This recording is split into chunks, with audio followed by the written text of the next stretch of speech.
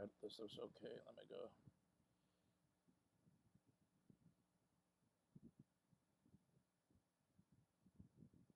Yo, YouTube. How's everybody out there doing? This is Greg from GregsTutoringNYC at gmail.com. I tutor kids in New York City about a plethora of things. One of the things I specialize in is specialized high school tests, including the SHSAT. In New York City, there's 8 New York City specialized high schools. I also tutor for the ISEE, which is the Independent Schools Entrance Exam, which is basically for private schools. There's various levels to that.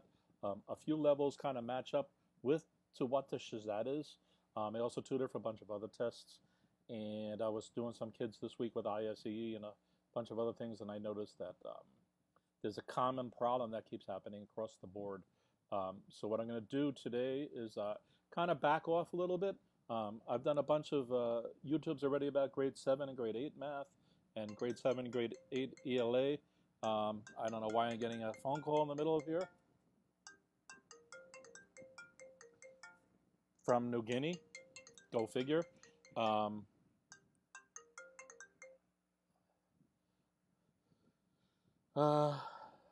That's the world of the internet. Okay, anyway, let me get my mind back. I'm noticing a bunch of common problems keep happening, and a lot of tutors kind of skim over them, and I think a lot of kids can get a lot of points from some of these.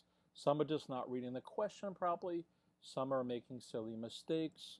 And when it comes down to it, that's related to your mastery of the subject. If you know enough about the math, you should be comfortable to be reading these problems correctly. A lot of people like to say, oh, you're being prepped and you're being taught all the tricks and so on. I don't think there's tricks there. I think it's understanding how to solve problems. That's really what it comes down to. And I myself make mistakes. There was one problem I'm going to try to get time to go over today that I got the wrong error to it. It's easy to get confused. It's easy to misunderstand. But again, if you back off, say first things first, and just approach it that way. I like to have a bar in the sand where when I tutor a kid, I'm above the bar, so I'm always pushing that kid forward. But on this video, I'm going to kind of go a little below the bar, just to make sure we got a level playing field in your own minds, okay?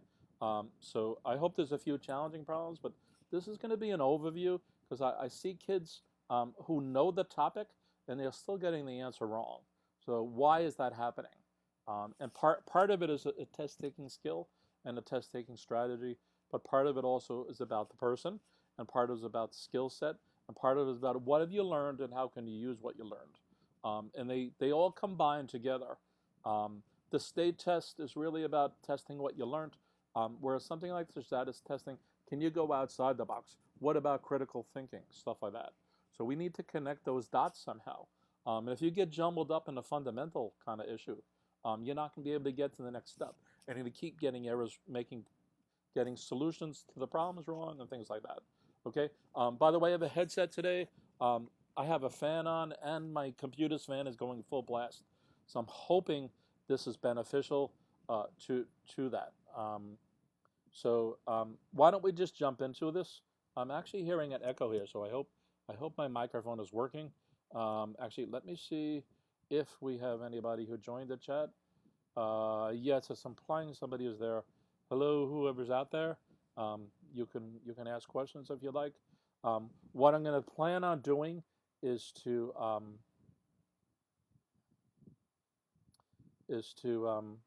actually give me 1 second. I want to make sure that this YouTube is working.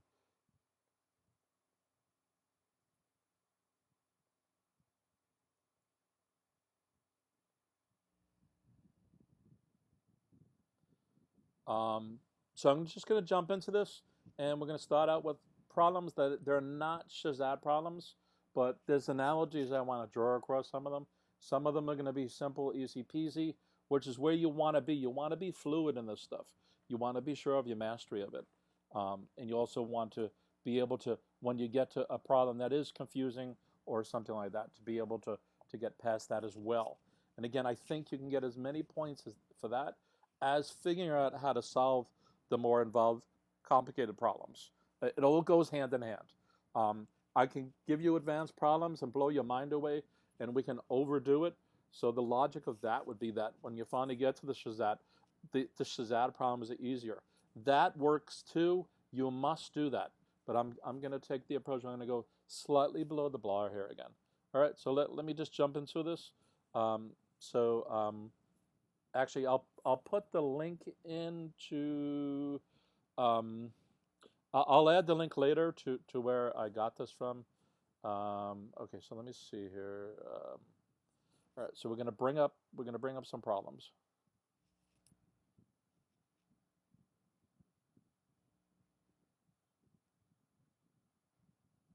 Let me just make sure this is coming up.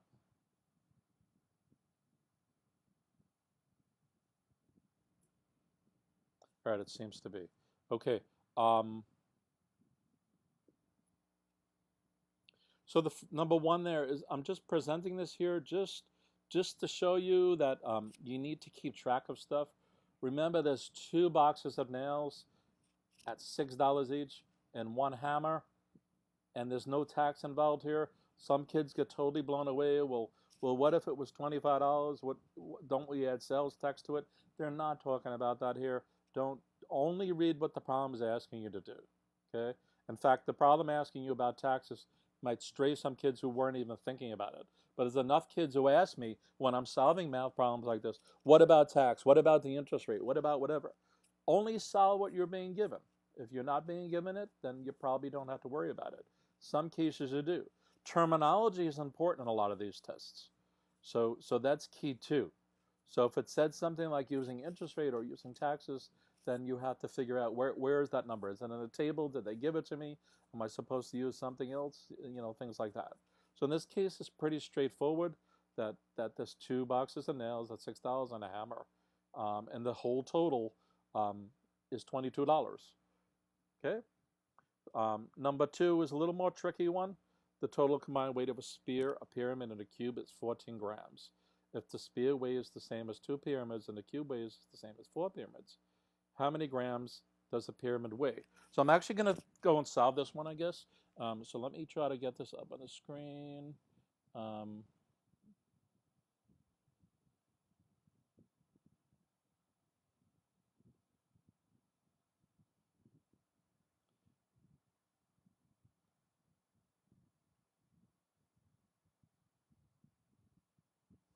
Okay, this might work.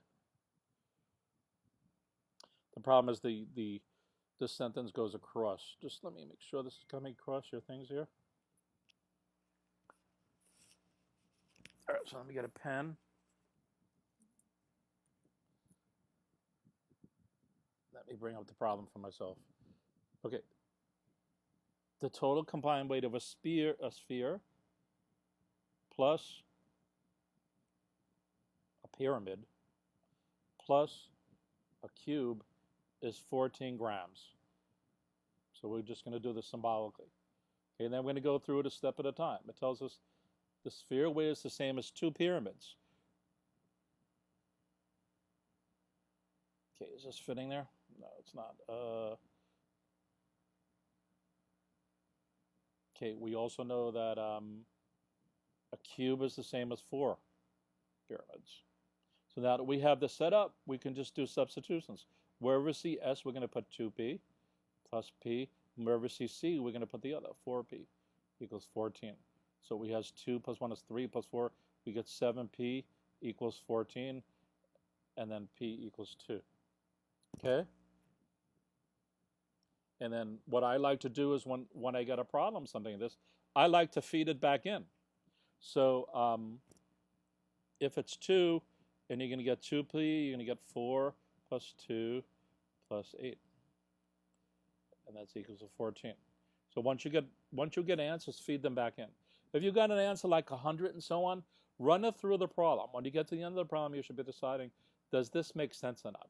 So I'm assuming most of you can solve this, or you should be able to set this up with no problem. If not, you need to work hard at algebra problems. Okay, this branch of math of this kind of problem is called algebra, and you need to work harder and run through some programs like that.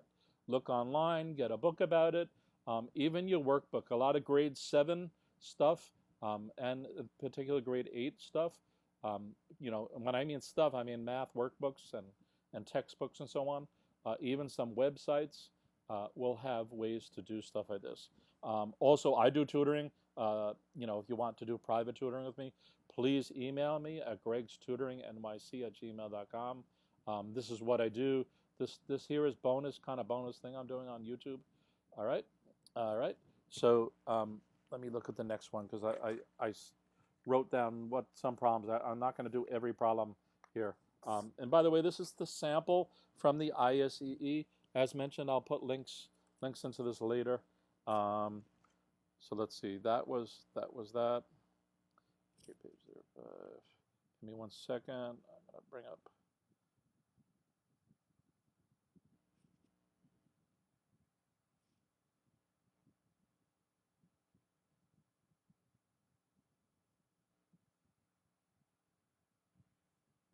Okay, there's something like this one. Okay, I'm not really going to spend a lot of time on this. The coordinates and the vertex of a quadrilateral fall forward. This is just a matter of connecting it, and you can see something like a pentagon cannot be the answer to this. So again, this is about terminology as well, that if you don't know what a quadrilateral it is, then you may not be able to answer this at all right? So is a kite four-sided? A quadrilateral means four-sided. It's the same as a quadrangle. It's a closed polygon with 4 angles and 4 sides. Okay, so you should be knowing these things. Again, you learned this in grade 4. Okay, so you should know for grade 5, grade 6, grade 7, grade 8, and certainly for the SHSAT and certainly for the ISEE. And by the way, this talk is useful for people taking both of these tests, the ISEE and the SHSAT and the SSAT and some other school tests, even the Hunter College High School test as well. Each of these tests test different areas of things, and some are harder than the others. But the basic information about knowing terminology and knowing things like this, it's all the same. Okay, all right. So we're not. That's what I want to say about that there. Okay, and I'm going to have to refresh this because it's coming out blurry. So give me 1 second. I'm going to reload this application. That happens on my end. So give me 1 second. It's even blurry for me. I'm using Mac OS, and the preview sometimes freaks out. I don't know why it does that. Sometimes it crashes. Sometimes it just it's a beast among itself. Okay, 1 second. It's loading for me.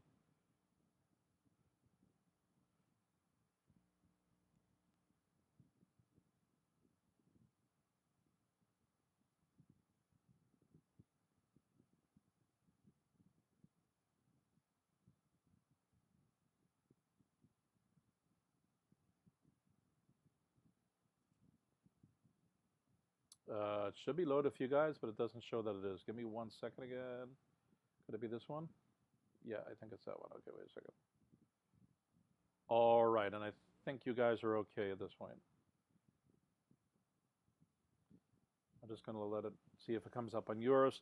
So this is a problem that comes up often. This one might be pretty obvious how to solve it. What we have is an illustration. And at some point, we have to figure out the shaded area. And often, it's hard to figure out the shaded area by itself. It's either going to be really cryptic numbers, or we have to do multiple computations. And this is a visualization problem, I call it, which is that sometimes it's, instead of trying to figure out the little subpieces, it's worth figuring out the wholes and subtracting them. So for instance, we could figure out that shaded area, if the white area is 2 inches long and the whole thing is 5, that the shaded area is probably 1 inch, okay? And it runs the length through 5, and then there's the 2 sides to make up the cross. And then we can add up the either 4 or 5 pieces, depending on how we do it. We can also say, let's look at the whole thing. Okay, the whole thing is a 5 by 5, so it's 25 square inches. And then we have 2 by 2s. Each of those is 4 square inches, and we have 4 of those. So that's 16 square inches. So we can just do 25 minus 16 to get 9. We can do this in our head.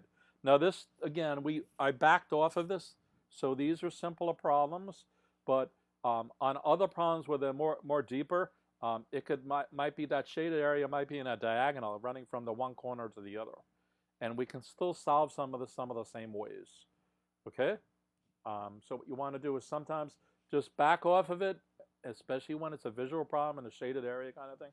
Just back off of it and ask yourself, how can I do that? And just to be clear on what I'm talking about as the alternative.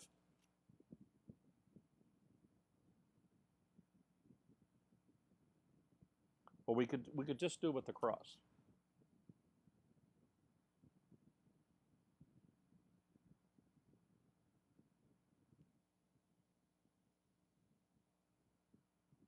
You know, we can figure out the length of this and the sides, the length of that, the length of this, the length of this. We can figure out the length of this. We can figure out the length of this. We can figure out the center area. And depending on which way we combine them, we can add the 3 up and then the 2 sides, or we can add the 4 outsides and then the center. There's a whole bunch of ways to do this. So that will work too. So what I often like to suggest is do problems 2 ways and then see if the answer comes out the same. Remember though, in some of these tests, you're often having a pacing problem. On something like the ISEE, you have about 30 minutes to do a section, and then that's it. You can't go back to it. And you have about 30 questions. You have about 35 questions that you have to do in about 30 minutes. So in the ISEE, you have to usually do this in under a minute. In the SHSAT, you have 57 questions on 2 parts, the math and the ELA, that you have to get done in 3 hours, right? So there's the same kind of effect where on average on the SHSAT, you have to do a problem in about a minute and a half.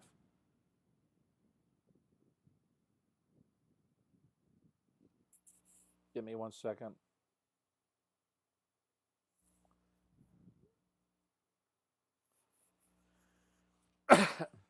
All right. So there's that. So I showed you the solution of how to do this. It's the 5 times 5 minus the 4, the 2 times 2 times 4. And by the way, don't forget to do that. Don't do 5 times 5 minus the 2 times 2 and get 25 minus 4 is 21. Remember, there's 4 white areas inside of there. And you want to keep track of stuff. If we go back to this original thing here, you know, number them. Say 1, 2, 3, 4. You're making a mental note. I'll put a tick marker along them, or something like that. Or alongside of it, put 4, 4, 4, 4. To make a mental note of yourself. Again, and this is tied into the timing of these tests. You're caught up in a real-world experience in a usually high-stake test that you're not thinking 100%. And even though you might get this right at home, the real test conditions are different, which is why I'm talking about this. This is why you want to be doing these problems, so that you're cool, calm, and collected on test day. Okay?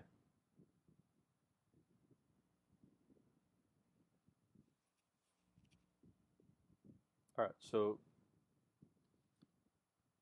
let me bring you to another problem. Let's see, that was...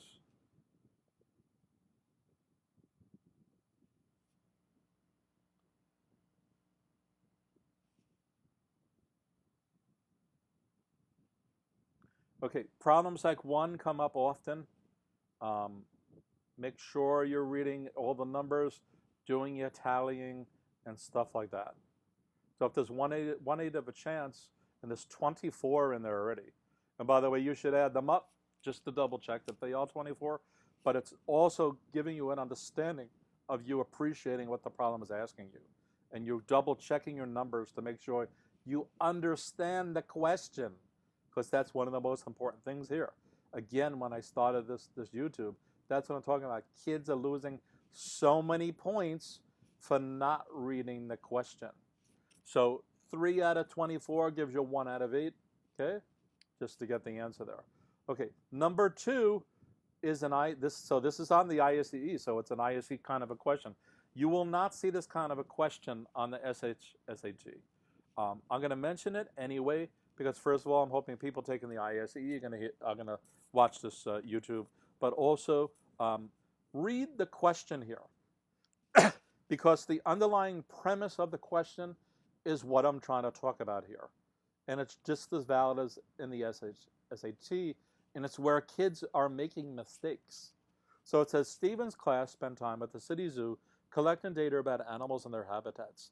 The students had to list in categories of groups what they observed. So here's his observation list.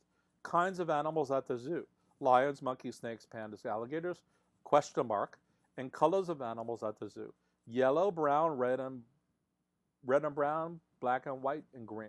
What info completes his observation list? Ages of the animals at the zoo. Well, on the surface, that seems to make sense because he's listing various animals. He's listing their colors, so why not list their ages? So tentatively, A makes sense. B says the number of animals at the zoo. So does that mean all of them together, like where there's 1,000 animals? Or do they mean breakdown per like there was 5 lions, 10 monkeys, 20 snakes, etc., etc.? So B kind of pushes it a little to me. So A kind of rules there. Food that the animals that they eat. Okay? And so C makes sense. Okay, let's make a category of foods. And then D, dimensions of the animals' cages at the zoo. Now D kind of starts getting maybe a little esoteric, but if they're trying to figure out, maybe they're trying to figure out the spacage that each animal needs, and if it's stressed out and all this other stuff. So D can make sense as one of those things, but something kind of leaps out here at me, which is when I'm looking at ages and numbers, even if it wasn't the top number, because B has an ambiguity to it. But let's say it was the number of lions, the number of monkeys, the number of snakes, and D is the dimensions. They're all talking about numerical stuff, and C is just talking about what they eat, like lettuce or meat or whatever the case may be. And that seems to go into flow with what his observation list. He's not saying there were 5 lions. He's just listing categories. In fact, if we go back to the question, that's what it says he's doing. It says the students had to list in categories what they observed. All right? So 2 works in flow with that. So again, this is an ISE question. So for ISE people listening to this, listen up for that because this is what they're doing. Again, that you will not see this question on the SHSAT, or at least you traditionally haven't. They can certainly always add new categories of stuff and make this question even harder. But you know, you're supposed to be observing what is the question asking you. A lot of times, it might be asking for the area, and the kid gives the perimeter. It might be asking for what unit something is, and the kid just keeps it in inches when it should be foot, or whatever. And this sounds like, oh, they're testing the kids on little minutia kind of things. No, they're testing you on mastery of understanding it, adapting to it, and presenting the solution. You know, isn't that what learning is about, and solving problems and being able to expand your horizons and so on? If the solution is it's okay to get the wrong answer, well, then I'm confused. Okay, so often when you get into going to college and you get a real job eventually and so on, that's what that's about. You're going to be solving real problems. In fact, you're going to be solving unreal problems sometimes. Sending man to the moon was a problem that was never solved before. They needed to make sure they knew what they were asking and getting the right answers to the right questions, not some other question, not some solution that kind of looks like it works. People can get killed, lots of money lost, the whole shebang. And you have some of the same concerns, whether you're balancing your checkbook or figuring out how to build a new room in your house or whatever the case may be. How do you pay the interest rate on your car, et cetera, et cetera, et cetera. So these are not just mythological examples here. Okay, so that's the deets on that kind of a thing. So again, you need to be observing what's going on. Okay, 47. The next thing is going to be skipping. We're going to skip over a whole bunch of stuff here.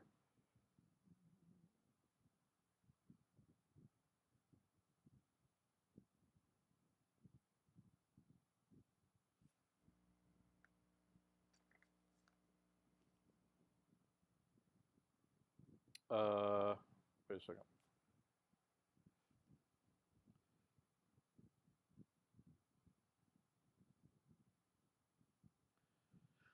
Okay, again, this is an ISEE kind of a question, number one.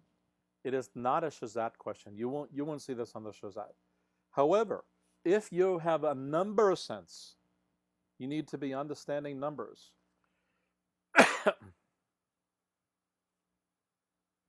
Here, let me move this off because I think it's distracting. The fan is blowing the page and it's potatoizing.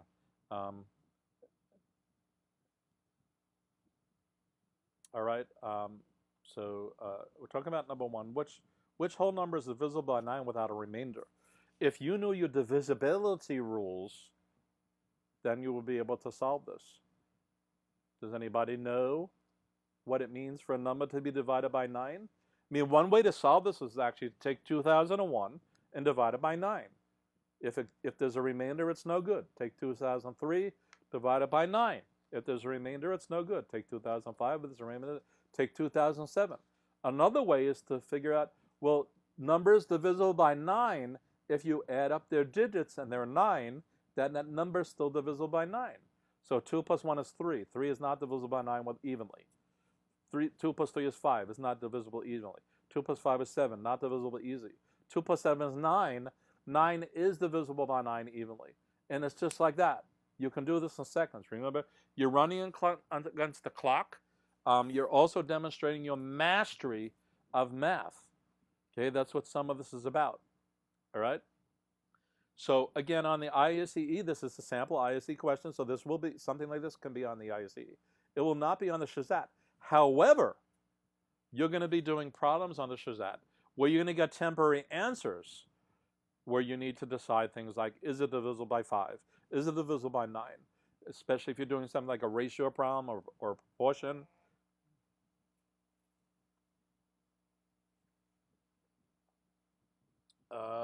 Let me see here. I think I just got an error on this page. One second. I want to see if the YouTube's still running. It said I got an error.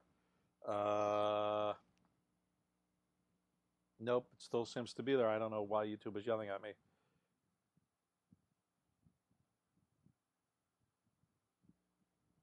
Okay, so again, on the SHSAT, you won't see question number 1, but you will see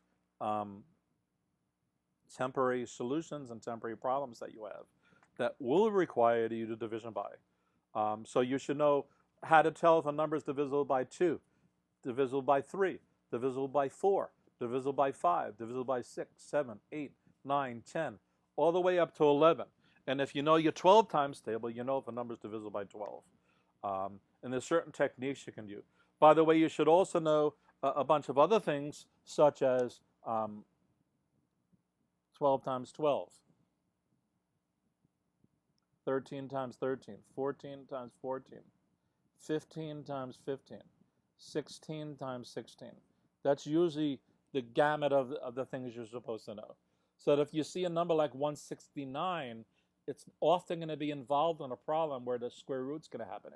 And you might see 13.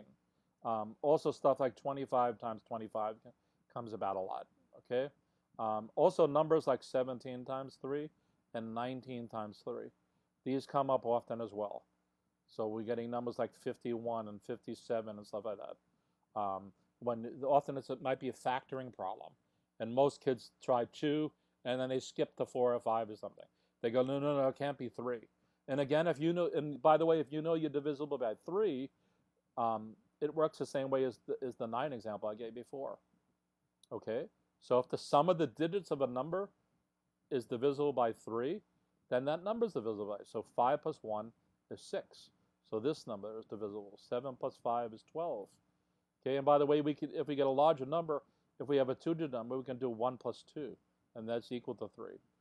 So if you get a big number like 1, 2, 3, 4, 5, and it turns out the sum of that is like 123, and you don't know off the top of your head if that's divisible by 3, well, add it up again. So you get 6. So it turns out if I just made this number up here, but if the sum of these digits actually was 1, 2, 3, then this number here is divisible by 3. So learn all your rules about that. And again, it's gonna get you through these problems easier. And it's demonstrating your number sense and your mastery of these problems. And it's going to help you eventually all through college. It's going to help you on your PSAT and your SAT and any other kind of test you're taking. It's going to help you through your algebra class, your geometry class, your trigonometry class, all these other regions that you might be taking, various AP classes, AP statistics, things like that, okay? So where are we here? We're on page 45.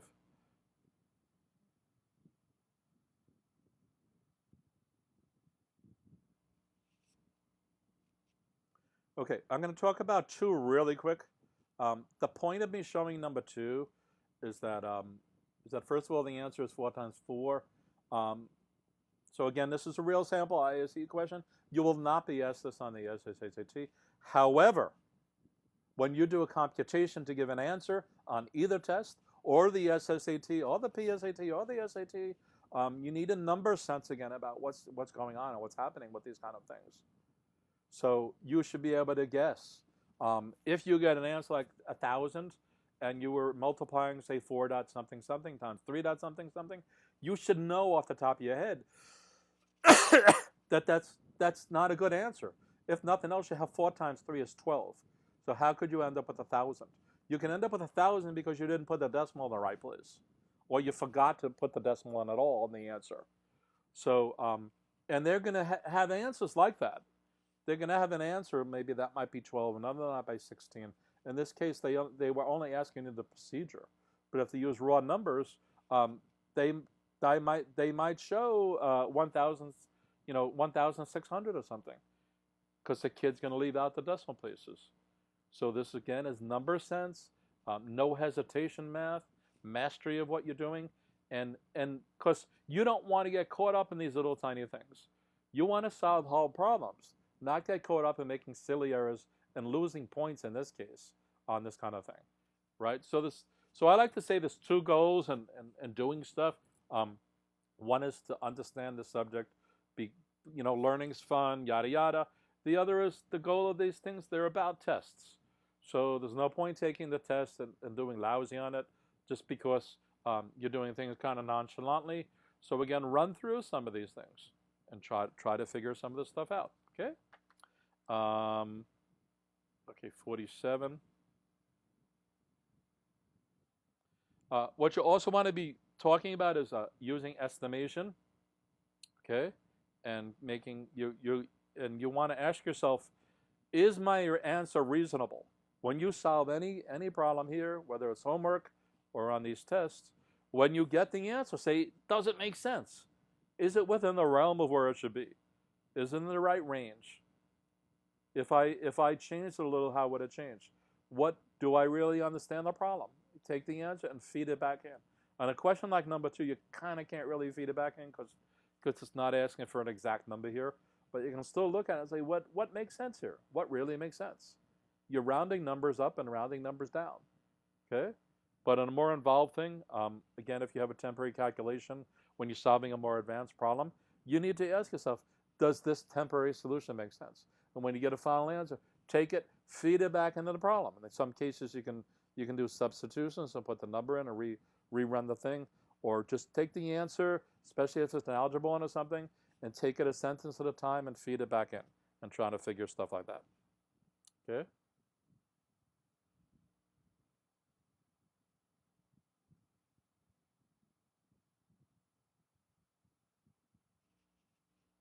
Okay, again, this is another one. You won't really see this on the SHSAT.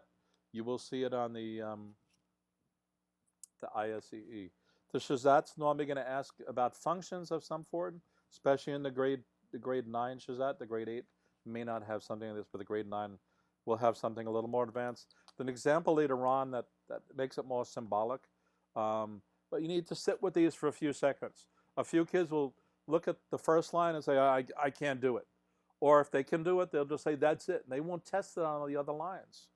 You have to check in on every input and output. They're not going to give you 100 of them. There's not going to be 3, 4, 5, 6. Same with any other pattern. This is just a double-line pattern. So you need to run through this and visualize it. And this deals with functions. You have some number coming in, it's being run through some algorithm or formula, and it's being chewed up and spit out onto the output. Okay? So what's happening there? All right? And if you don't know, there's ways to guess this, because if the output's 15, then look at some of the numbers here and see what can make sense. All right? So this is about number sense, really, about both of them. I think it's easy to solve once you get the formula there. I really want to focus later on about it being more involved, if we can get to that example.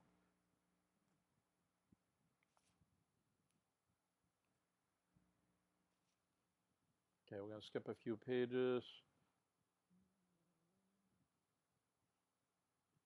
Okay, here's another one. We started out, I think it was problem number 1 earlier, where we have this kind of a setup.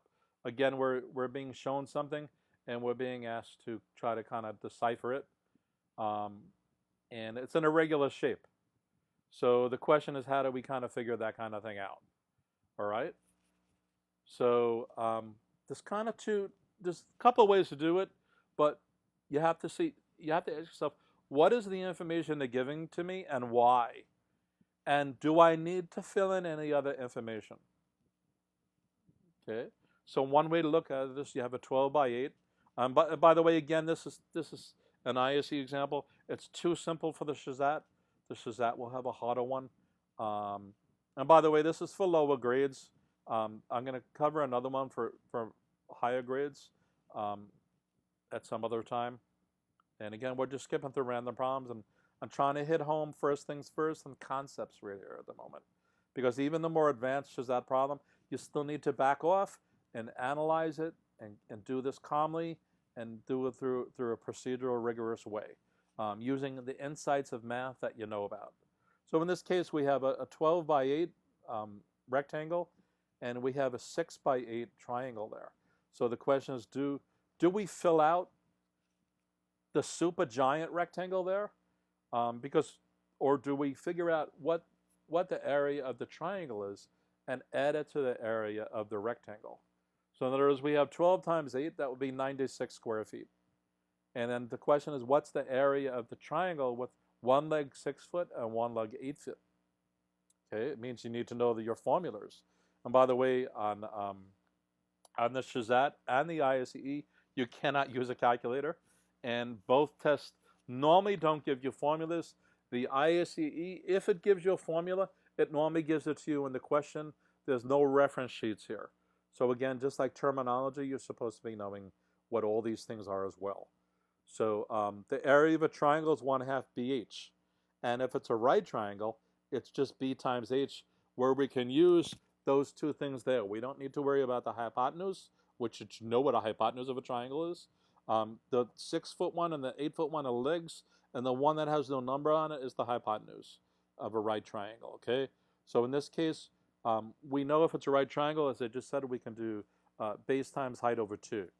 So we get 8 times 6 is 48, and divide that and get 24. So we do 24 plus 96, and we get 120, I believe, right? We can also look at this another way, just in case you don't remember the formula of a triangle, which is that if we complete the triangle, let me bring the paper back here for a second.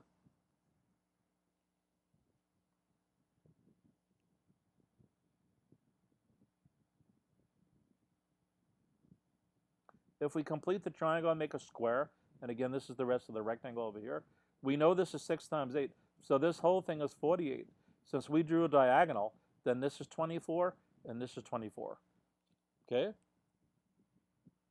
So we can get it that way even if we don't know the thing. And by the way, that's another way to solve this, because if we know this is 12, and this is 6, so therefore this is 6, and this is 8. So we get 18 times 8 is the area of the whole thing. If we subtract the 24 off of that, we can also get the same answer, which should give it the 24. 18 times 8, 4, 6. That's 14. 144 minus 24, yep, gives you 120. Okay, so again, we could take the whole thing and subtract off this part of it.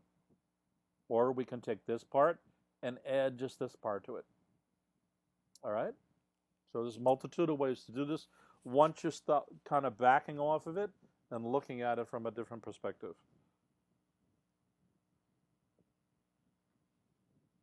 All right, let me see what page I'm up to here. 53.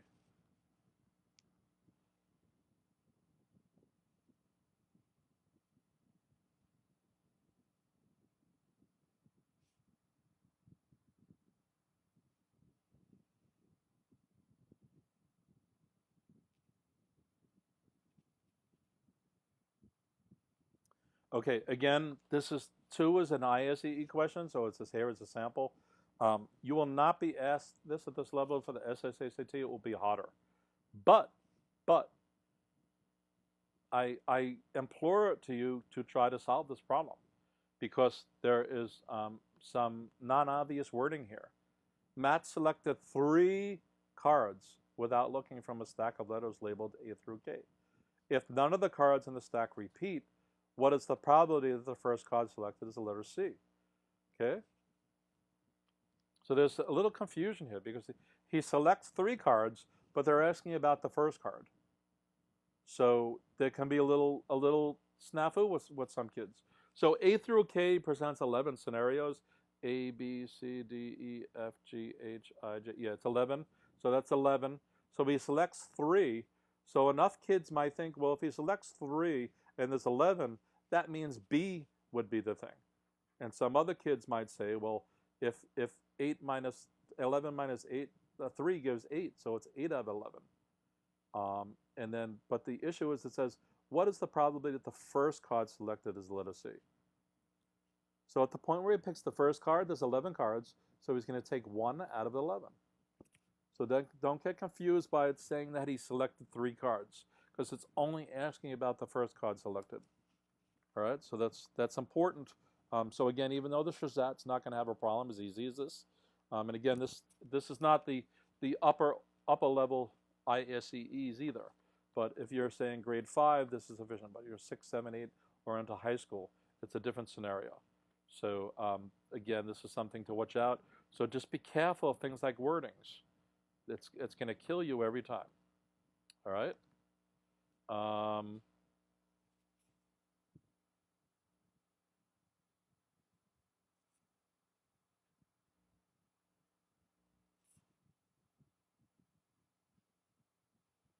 Wait, I think I wrote down another point about this problem.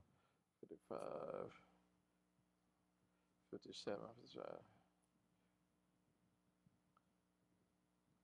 So there's kind of a huge point because a lot of kids are losing credit for problems like that. All right, so now we're going to jump around to some other problems. And I'm going to just I have a bunch of, it's going to go for a while longer.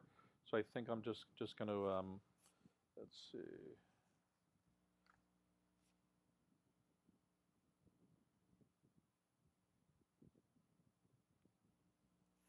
So if we use something like problem number 8 here. Okay, again, this gets back into number sense. So there's some ways to compare fractions by using the cross product.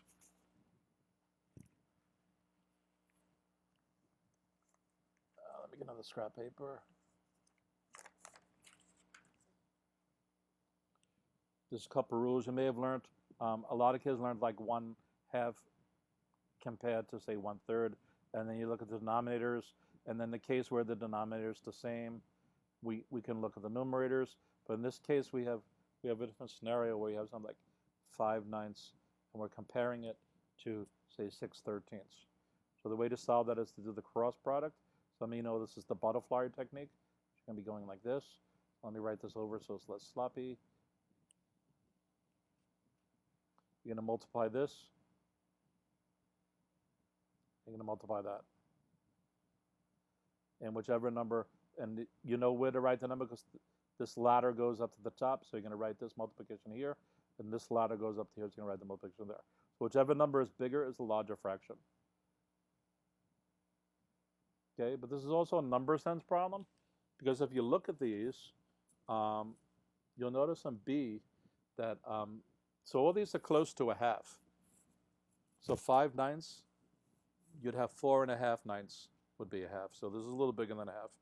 6.5/13, so this is less than a half. 7.5/15 would be a half, so this is less than a half. And 8.5/17, so this is less than a half. So B, C, and D are all less than a half, but A is larger. So again, in the SHSAT, you're not going to have this kind of a question.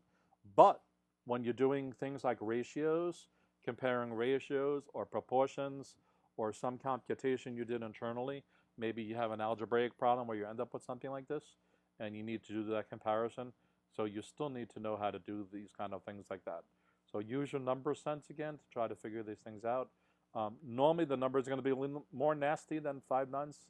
They're going to be more complicated than that. Just remember when you're doing this and using these insights to not make a silly error on that. All right? Okay, 9 is kind of along the same way. Use your number sense here. The answer is 15 because it's a multiple of 3 and a multiple of 5. So there's no remainder. Okay, we're not doing 5 minus 3 and getting 2. We're not doing 5 plus 3 and getting 8. We're not doing 5 times 2 and getting 10. Nothing like that. If it's a multiple of 3 and a multiple of 5, which means it can be divided by the both of them, then it can also be divided by the multiplication of the two of them together. So again, this is something that comes about. Again, the SHSAT's not going to ask a question like this, but in the internal computation of something, you might run into this. Okay, 10 is just understanding things about probability and so on. So if the left circle says that shapes are red or green, then red or green can go in that whole circle. If the right says that it's blue or green, then blue or green can go in that whole circle.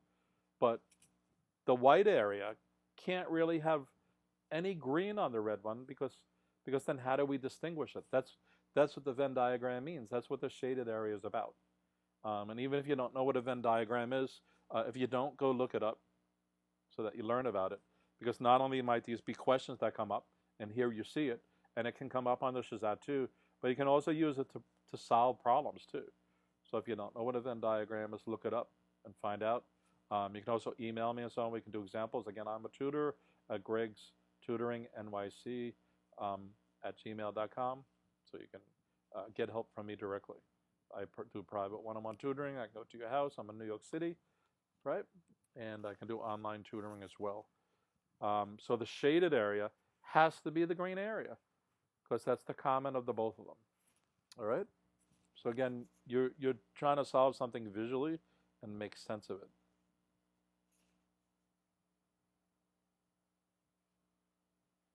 Okay, this question number 12, if you remember the example a few examples ago, this is what I was talking about. So previously you just said input and output. Now they're talking about triangles and squares. So you're starting to look at this more symbolically. Some of you might be familiar with X and Y and things like that, where the output is normally Y and the input might be X. Well, here the input's triangles and the output's squares. So we still need to figure out the input's still going to go in. There's still going to be some computation or algorithm done, and there's still going to be some output. Okay? All right? So you still have to figure that out, what's happening, and then see what maps into what. In other words, triangle times 4 equals square. It means, do we take the number 2 in the case of the one example? If we multiply that by 4, will we get 8? Okay? And if that works, will it work for the second one? Is 7 times 4 13? No, that doesn't seem to work. So we need to run through the choices, and eventually we get the same number D, that the first column, anything representing that, say 2 plus 6 is 8. 40 plus 6 is 46. 12 plus 6 is 18. 7 plus 6 is 13. So those all work. Whereas the input column represents a triangle, the output column represents a square. And by the way, again, the SHSAT is not going to do this, but the SHSAT's going to give this a twist where the actual operation is a symbol.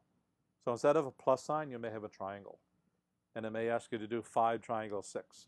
Again, a totally different kind of example here, but it's conceptualizing things and abstracting things out where you have to make sense of it. You have to go past the fundamentals, past even a complicated problem, and think about how to solve this conceptually. Okay, it's a completely different ballgame.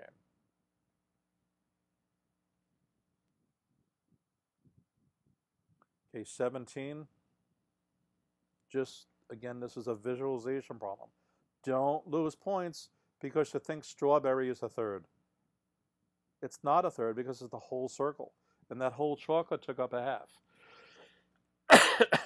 And in fact, strawberry is not even a third of the top half because strawberry, vanilla, and other are all different sizes.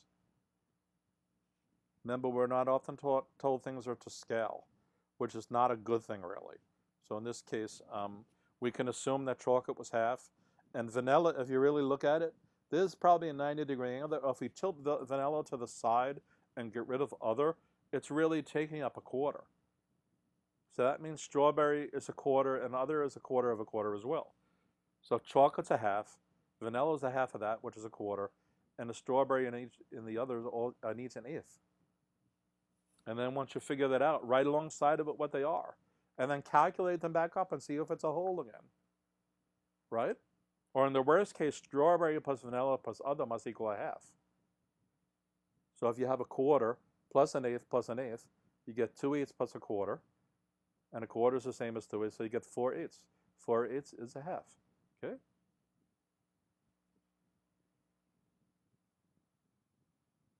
And the same for something like number 18. Again, the point I don't want to get across here for the SHSAT is, I think most people for the SHSAT can solve this, but remember to read the question. There's a couple of things going on here. It says 2 of the kittens were 2.5 ounces. Not 1 kitten, 2 kittens. So don't get lost in that.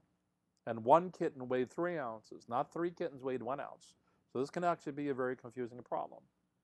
Because some people are going to add 4 plus 3 and 2.5 and get 8.5 or something, and then just try to make an estimate backwards from that. You also have to know what the mean means. What does mean mean? It means the arithmetic mean, which is the average. What is the average of something? It's the sum of the numbers over the number of numbers. So we're going to do something like 4 plus 3 plus 5. Where am I getting 5 from? It's 2.5 twice. So we're going to get 12 divided by 4 and get 3. All right? So again, this is a simple problem in and of itself, but there's a couple of whammies. You got the time clicking against you and another bunch of things that you need to keep track of. So be aware of that kind of stuff. Okay,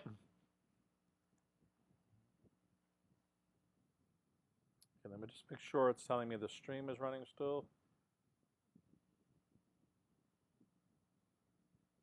Yes, it does, and I see I have the this in the way of some of these problems. Whoops. Yeah, a second here.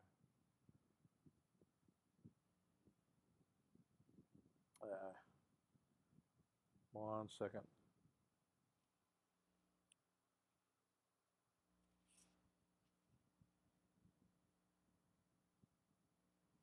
All right, let's move that out so we need it again.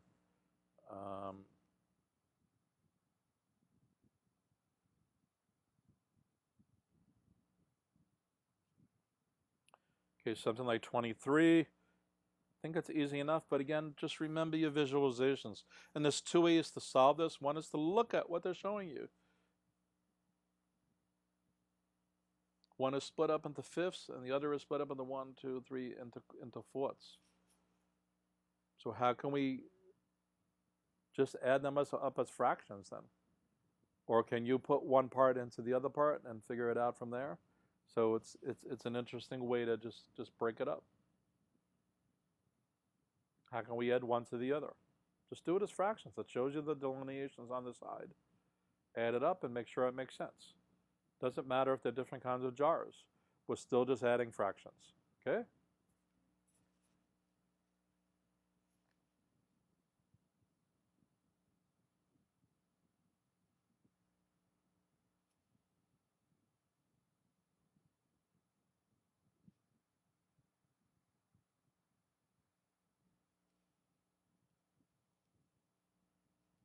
Again, 25 is the same thing. 25 is just a busy problem. So whichever test you're taking, when you have busy stuff like this, write it down. Don't do all this in your head. And if you have a list of numbers like that, 10, 7, 2, 3, 1, add them up and then add them up backwards. Add up 1, 3, 2, 7, and 10 and see if you get the same number. Okay? And then it says approximately. So you're talking about estimation. You're not looking for an exact example. And some of those numbers are close. They're each separated by a half. So make sure you're doing your tally and your division by 5 correctly. Okay, 26 involves some unit conversions. Again, make sure you're doing this right. Don't do it in your head. Or if you do it in your head, do it on paper to double check it. Okay?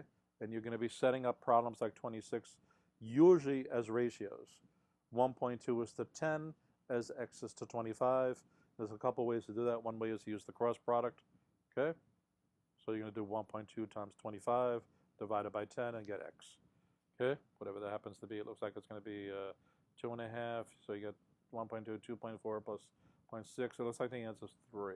I'm just doing that off the top of my head, so I might be doing that wrong. Okay, so 27 is a good problem. And it might be the hardest problem we're looking at here right now. So let me get a clean scrap paper. And we'll go over it.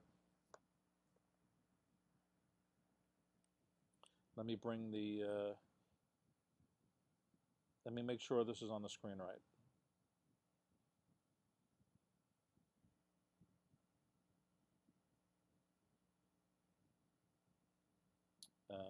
Let's see, how can I get this done right?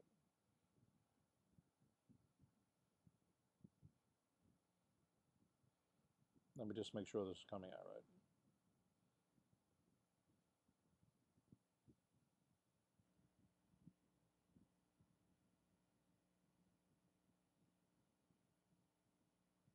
Okay, yeah, that looks good.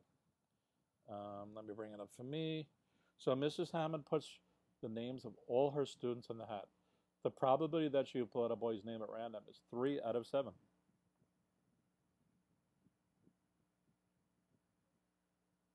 Okay, there are 12 girls in the class. How many boys are in the class? So it's easy to set this up as, because this is the boys to the girls ratio, equals x over 12. Can we do the cross product so we can get 3 times 12 equals 7x. Get 36 equals 7x. And then 36 over 7 equals x. And we end up getting something like 5 point something equals x. And we look at the answers, and there's no answer like that. So what a kid's going to do is try to resolve this, see if they made a computation error. And I'm actually surprised they didn't put this as one of the answers. But we also know we can't have a fraction of a kid. So it may turn out that we're going to just say, oh, well, it's 4. But the problem is we're solving the problem incorrectly. Because instead of it being 3 over 7 x over 12, it's 12 plus x. It's not the boys to the girls, it's the boys over the total number of kids in the class. They're both x's here. So if you do the cross product, then we get 7x equals 36 plus 3x. Subtract 4x from both sides, 3x from both sides. We get 4x equals 36. Divide both sides by 4. We get x equals 9. Okay, so we get C. And as I said before, you want to feed this back into the problem. Mrs. Hammond puts all the names of her students in a hat. The probability that she put a boy's name is going to be,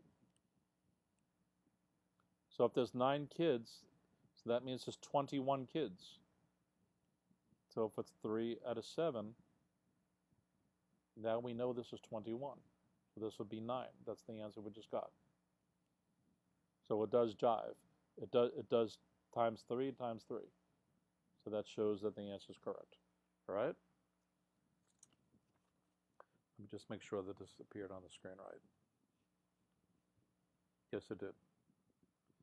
All right, and I have one or two more problems. Where's my sheet of problems go?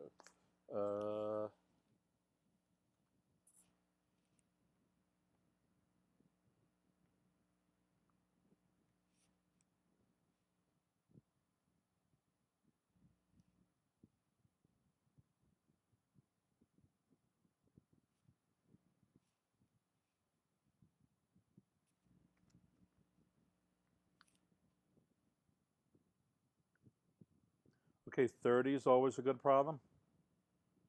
This kind of thing will come up on the SHSAT. The answers on the SHSAT won't necessarily be the answers being shown here, but it's going to be asking you to compute something. It's actually going to ask you to solve an n in some way. So take this a sentence at a time, a phrase at a time, and just build it up. And use real numbers. Solve it algebraically like they're giving you here, but also make sense of it. Okay, let's see anyway. Which question can be read as two more. So not 2 times, but just 2 more. So we're going to get to 2 plus, then 6 times a number. So it looks like we have either A or B, it's not C or D, is equal to 10 less than a number. Well, this is a number less than 10 for A, and B says 10 less than a number. So it looks like the answer is B. Okay, that's 30. Okay, 33 was one I wanted to point out, or maybe I wrote the wrong problem number here. Yeah, I did. I wrote down the wrong problem number. Okay, 32 is a tricky one. This might be a SHSAT question. So let's look at it. Kara had a box of chocolates with different cream fillings. Caramel, vanilla, cinnamon, orange, and cocoa. The probability of choosing a chocolate filled with caramel is 4 out of 9. Which combinations of chocolate is possible? By the way, this is similar to the one we just did with the girls and the boys. So on first glance, it looks like the answer has to be A. 4 chocolates and 9 others. But then we look at B, and you should always run through all the choices. And we kind of notice, wait a second, isn't B just 4 times more what A said? 4 times 4 is 16, and 9 times 4 is 36. So does that mean A really wasn't it, and the answer was B? Or is A and B really the same answer? So if you don't know how to solve this mathematically, that's kind of what you get into thinking. And then you have 18 chocolates and 8 others. That just seems plain wrong. And if you're just trying to solve this out of conclusatory information, you don't really know how to do it, especially when you see A and B as choices. And then you get to D, just 25 caramel chocolates, 25 others. And there's a word that leaves out here. So again, it gets back to reading the problem. And that word is others. Each of the answers has the word others. So in A, if there's 9 caramel and 9 others, that means there's 13 altogether. So does that represent 4 out of 13? Is that the same as 4 out of 9? No, it's not. And therefore, 16 out of 36 will be the same thing, because that's going to give us 40. That's going to give us 52. So is 16 out of 52 that same way? No, it's not. Okay. 18 out of 8 is 26. So 18 out of 26. We're getting a little closer now, but it doesn't work. And then if we have 20 out of 25, 20 with 25, we have 45 altogether. So is 20 out of 45 the same as 4 out of 9? Yes. They're in ratio, right? Turns out they're the same. We have 4 over 9. Does that equal 20 over 25? 45? Yeah, we multiply this by 5 and this by 5. We can also do the cross product and get 180 equals 160 plus 20 is 180. So it works both. So we're using multiple ways to double check some of the things. So 32 was a good problem, and it could appear on the SHSAT as well, I think. And I'm going to run through 1 or 2 more problems here.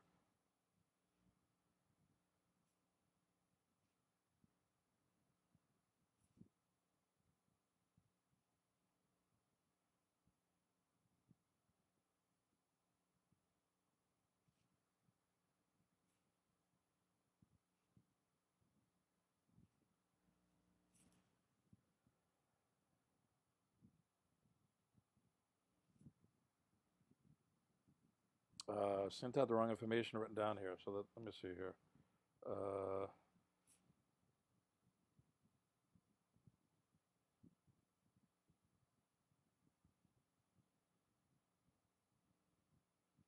Okay, it's just number 11. This is similar to what I was talking about before when we were using symbolism. So we have 2 times, oh, actually, let me make sure that the, all right, sorry, wait, that thing is in the way. Let me remove this. Yeah.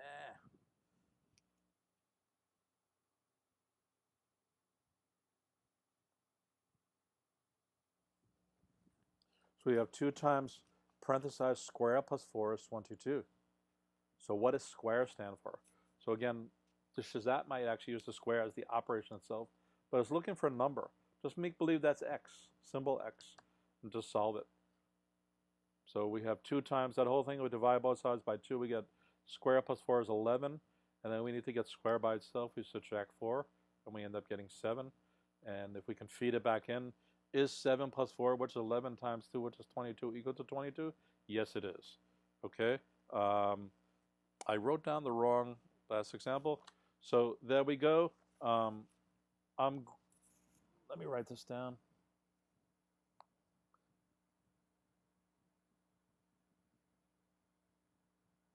Greg's Tutoring.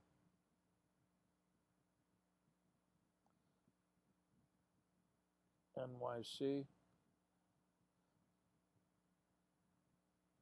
at gmail.com. Please like the video, subscribe, and you can look at all my other videos. I'll put some links into here as well. And I'll put a link into where I got this PDF file so that you can try out the examples yourselves, including ones I skipped. And again, if you're taking the ISEE lower level, this is the thing, one of the things to take. Let me drag this back on, because that's there. Just take, and if you're taking the SHSAT, just run through what I'm talking about, seeing what I'm saying. Again, this YouTube is just backing off the problems and approaching things, making sure we have the fundamentals down, the right sanity level, the direct way to approach this, all in a kind of a calm fashion. So kind of the overview is make sure you're visualizing problems correctly, make sure you're reading questions properly and the answers properly, make sure you're taking your answers and feeding them back into problems. Make sure you're reading questions properly and the answers. Make sure you're well in tune with terminology. You really need to go back and look at your grade 7 and grade 8 terminology and stuff like that for the SHSAT. And even though this is intended for grade 5 and 6 of the for ISEE students, you also need to look at the same terminology, right? So, okay, with that in mind, have a good day, everybody.